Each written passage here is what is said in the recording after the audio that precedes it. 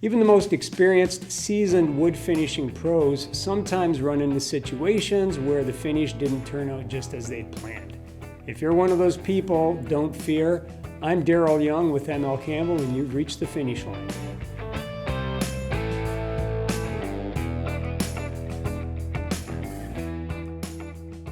Welcome back to the ML Campbell finish line. Today on this episode, we're going to talk a little bit about why my wood coating looks bad. And obviously the goal of any sprayable coating is that we get a nice smooth finish with a consistent sheen, a consistent appearance. But that doesn't always turn out to be the case. There's a lot of moving parts when it comes to spraying on a wood coating, and any of those things that are not dialed in just right can result in problems. And some of those problems are things like orange peel, fish eyes, bubbles, hazing and blushing, grit and specks in the coating, sags, runs, fat edges, wrinkles, lifting, inconsistent sheen. There's all sorts of things that can go wrong. They usually don't. But if our equipment isn't tuned up properly, if the coating isn't mixed properly, if it's not sprayed on the right way, these things can happen. So let's take a look at each of these individual problems, and at the end of the video, you can use a link to get to some more in-depth information about the specific problem that's affecting your finish. The defect, commonly known as orange peel or an orange peel texture, is pretty much like it sounds. If you look at the dried coating finish, it has kind of the texture or appearance of the skin of an orange. This is not to be confused with other similar defects like grain rays, where you can feel little fibers of wood sticking up through the coating surface.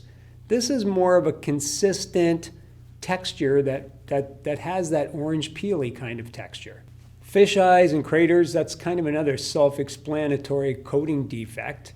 These are little indentations in the dried coating film that are often almost perfectly circular, and they have the appearance of a crater on the surface of the moon, or some people call them or believe they look like fish eyes as well. Bubbles or pinholes or a gritty appearance, these kind of take on the appearance of pinholes. Are just like they sound. It looks like tiny little holes in the surface of the coating film. Bubbles can be actual domes, little bubble domes that have occurred in the coating film. Or it can have the appearance of just a grit, almost as if somebody had mixed some sand into the coating before you sprayed it. All of those things kind of fall into that category of bubbles or pinholes.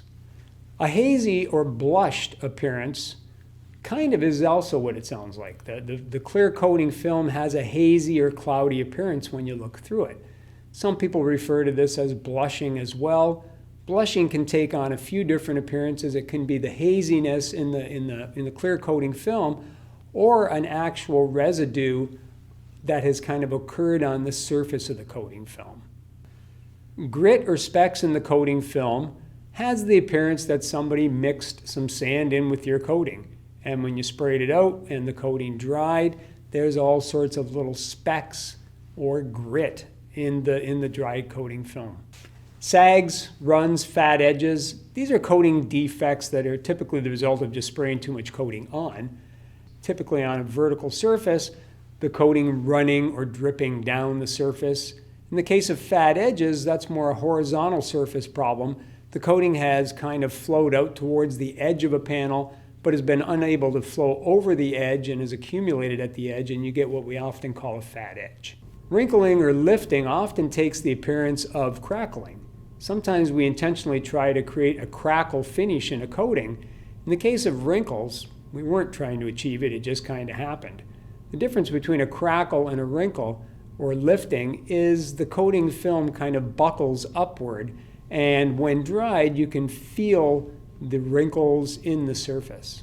Inconsistent sheen is a film defect where the gloss or sheen of a coating isn't consistent over the entire surface of the panel. It may be glossier in some areas versus others, or there might be kind of a cellular looking appearance to it where it's just not a velvety or consistent type of sheen. So we've outlined 8 different reasons why your wood coating doesn't look as good as it should. follow one of these links to learn more about each of these individual defects and what you can do to repair it or to avoid it altogether. Thanks for tuning in to the ML Campbell Finish Line. Please like, subscribe, share, and get notified for future episodes.